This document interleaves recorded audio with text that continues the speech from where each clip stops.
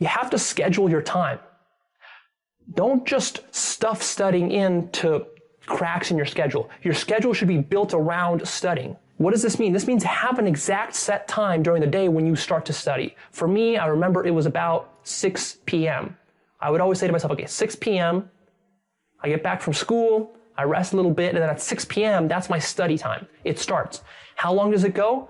Well, that depends on how much assignments and homework I have, but it would go for at least an hour or two, and sometimes it would go for 4 or 5 or 6 hours. And it would start at 6, and you would usually end like around 9 or 10 or after that. And it would vary. But I think what's really important is to have that starting time. 6, no matter what, 6, sit down and study. Open the books, sit down, study. It doesn't have to be 6 for you, just come up with your own time. And you're doing this every single day. What's important about this is that it leads us to the next point, which is you have to get comfortable and you have to slow yourself down in order to study effectively. You can't rush the studying process. And one of the secrets that I use is simply brute force, right? A lot of the issues as a student that I dealt with, the things that I couldn't understand, I just brute forced them through repetition. And this repetition can take time.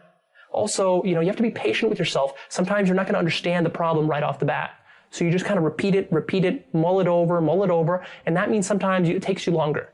So instead of finishing a quick little math assignment in an hour, it might take you 3 hours. But that's worth it if you calm yourself down, get comfortable, slow yourself down, kind of open yourself to absorbing this information.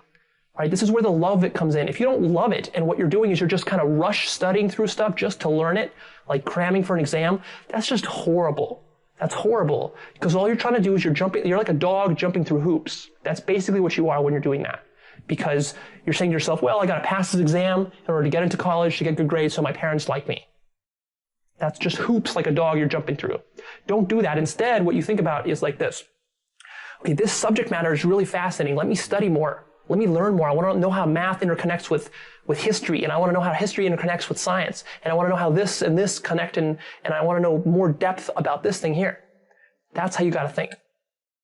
I don't think there's any magic in being successful. And I'm not talking about making $1 million or $1 billion. I'm just talking about being successful. I'm talking about being successful in what you guys do at work. I don't think there's any magic. You got to work hard. Yeah. You got to respect the people around you.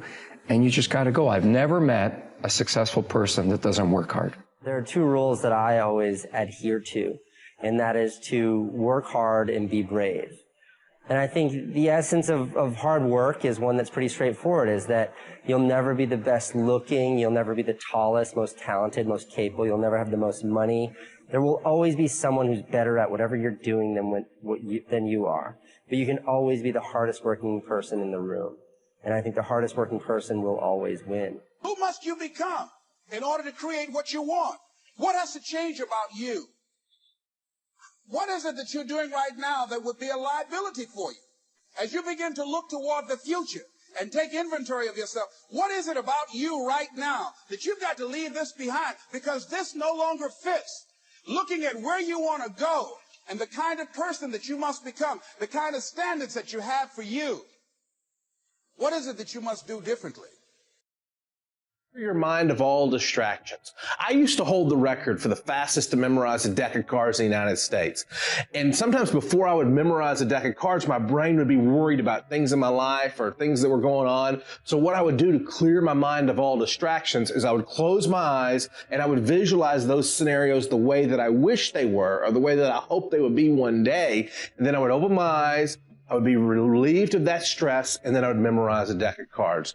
Clear your mind of all distractions. Maybe close your eyes and visualize the things the way you wish they could be, and then focus on your studying. Depending on how well you want to do, and particularly if you're starting a company, you need to work super hard.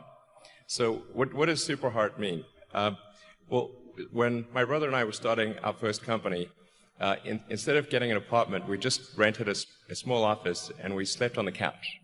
And we showered at the YMCA, and we're so hot up we had just one computer. So the website was up during the day, and I was coding at night, 7 days a week, all the time. And I sort of briefly had a girlfriend in that period, and in order to be with me, she had to sleep in the office. So